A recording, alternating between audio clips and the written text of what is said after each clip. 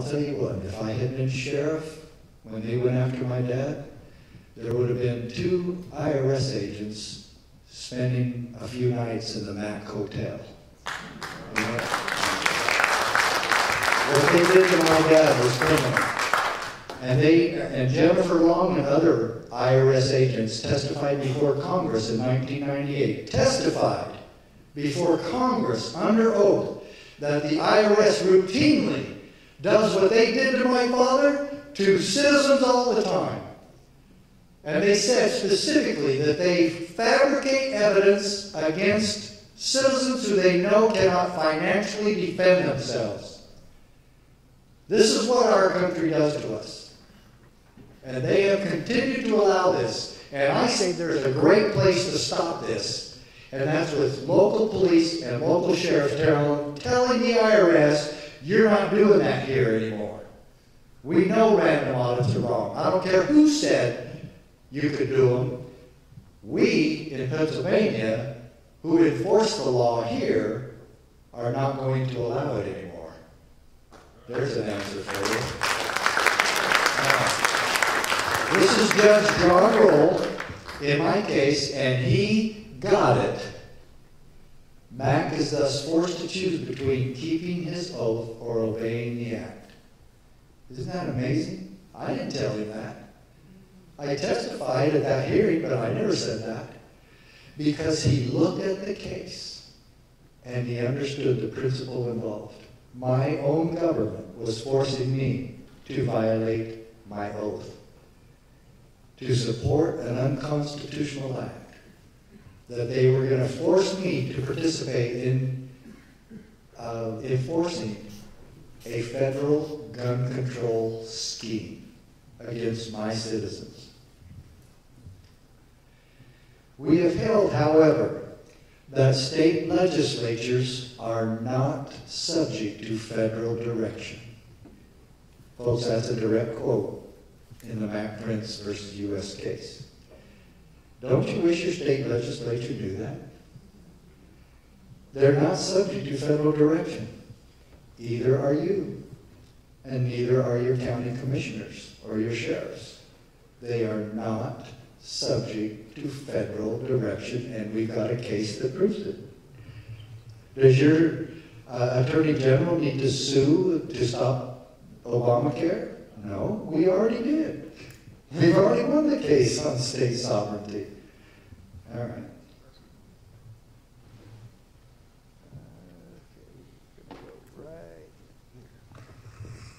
The king desires peace. Moshe desires peace. He declares it to me, I swear it. He proposes that you withdraw your attack.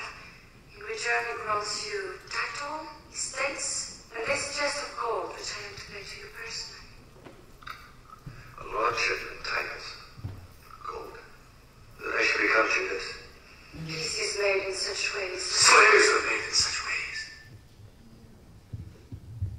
And how many of your politicians and people who have promised you to take care of you have done the same thing almost on a daily basis?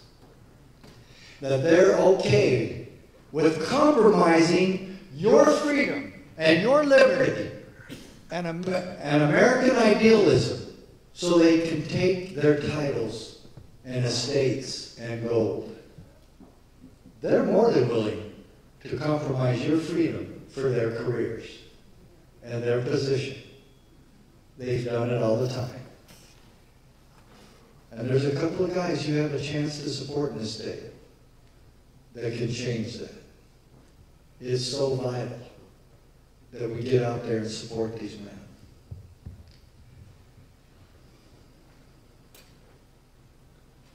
It is incontestable. We're back to the case now. It is incontestable that the Constitution established a system of dual sovereignty. Although the states surrendered, he says many, that's a mistake, some of their powers to the new federal government, they retained a residuary and inviolable sovereignty. Where is that sovereignty? What are they sovereign over? Certainly not their land, not their air, not their water, not natural resources, their children, their own finances?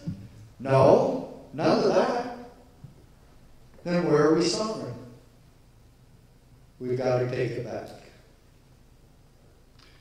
Residual state sovereignty was also implicit, of course, in the Constitution's conferral upon Congress of not all governmental powers. Don't you wish they knew that? But only discrete enumerated ones, which implication was rendered express by the 10th Amendment's assertion that, quote, the powers not delegated to the United States by the Constitution or prohibited by it to the states are reserved to the states respectively or to the people. That's the 10th Amendment. That's what we filed this case on. The 10th Amendment. Did I tell you we won this case? Okay. The great innovation of this design was that our citizens would have two political capacities. We all get that. The next line is the kicker. Each protected from incursion by the other. Who's supposed to protect you from incursions of the federal government? The states.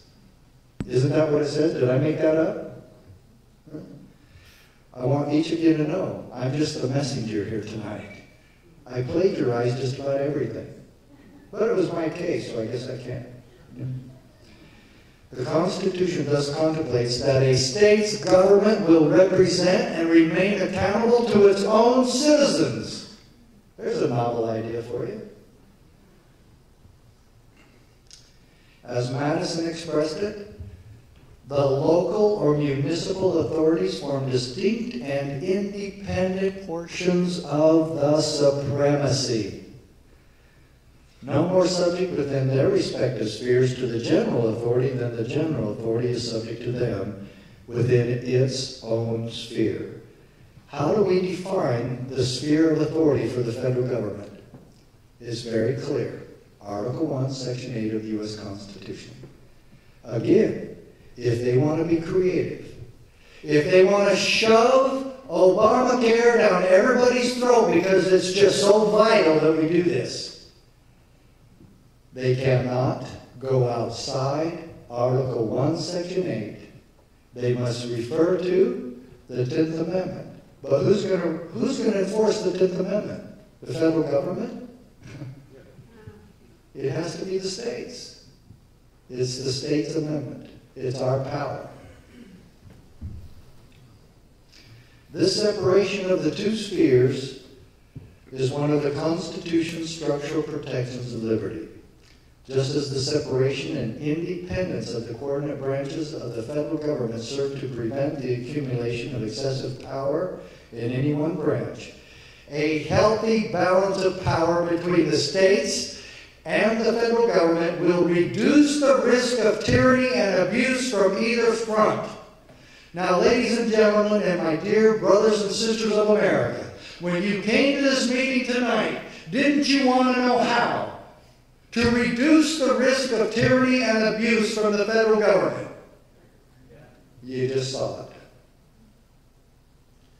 There has to be a healthy balance of power between the states and the counties and the cities. And who is responsible to make sure that happens? Every state official. Who is responsible? The book asks the question, who's responsible to stand against tyranny? The tyrants? That has never happened in world history, folks. And it's not going to happen here. It has to be state and local officials. Hence, a double security arises to the rights of the people. The different governments will control each other. At the same time, that each is controlled by itself. The question remains, when government gets out of control, who's going to get in the way? Who's going to stop it?